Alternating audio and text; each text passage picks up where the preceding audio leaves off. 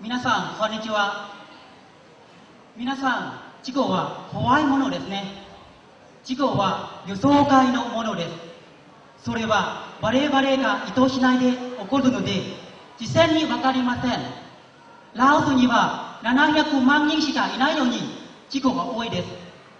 バイクと車が増えているので、事故も毎日だんだん増えています。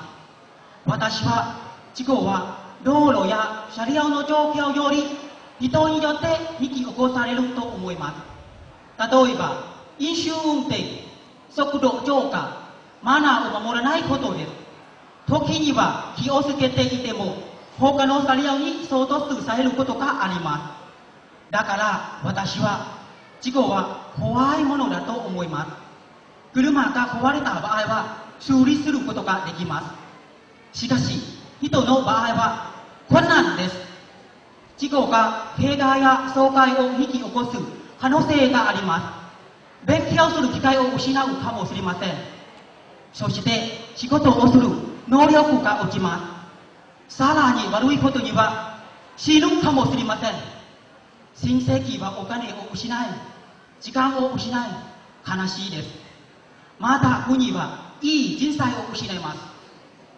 しかし私たちは自分でそれを防ぐことができます。例えば車に乗るときはシートベルトやヘルメットを着用してください。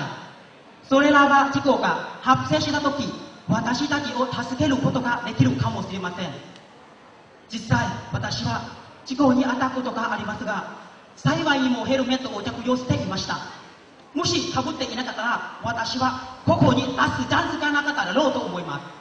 だから私は事故を防止することはあまり難しくないと思います。皆さんにもできます。ヘルメットを着用するとき、髪の毛が乱れたりかっこ悪くなることを心配しないでください。ヘルメットやシートベルトを着用することは自分や周りの人を守ることができるかっこいい人です。事故を防止したり人生を守るのはあなた自身です。ここにいる皆さんはこれからシートベルトやヘルメットを着用しましょう。なぜなら事故を減らすことによって2015年に投稿するアシアン諸国に対してラオスの意味を示すことができるからです。皆さん、家に帰るとき気をつけてくださいね。ご清聴どうもありがとうございました。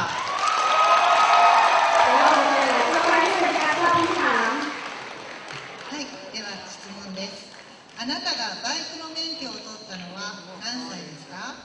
そうですね、15歳から乗っています。15歳から。はい、乗ってきました。はい、どうもありがとうございます。ではもう一つ質問です。どうしたら皆さんが交通ルールを守るようになると思いますか？そうですね、私にとって自分勝手な考え方をする人が多いからだと思います。はい、わかりました。どうもありがとうございます。ありがとうございました。